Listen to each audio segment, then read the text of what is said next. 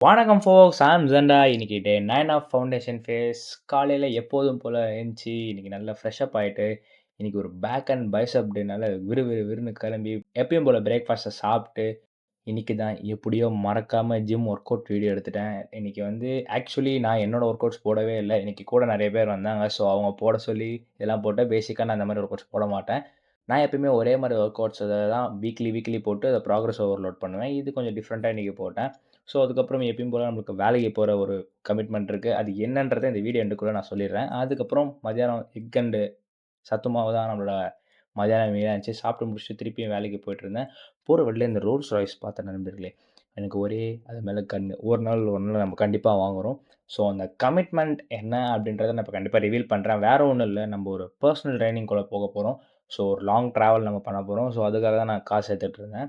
So, வேற ஒண்ணும் இல்ல. அத பத்தி போக வீடியோஸ்ல நம்ம வந்து பயங்கரமா அத பத்தி எக்ஸ்ப்ளோர் பண்ணுவோம். ஸோ, கொஞ்சம் ஃப்ளெக்ஸிங்லாம் பண்ணி பார்த்துட்டு இருந்தேன். எப்படி உடம்பு கண்டிஷன் இருக்கு அப்படின்ட்டு.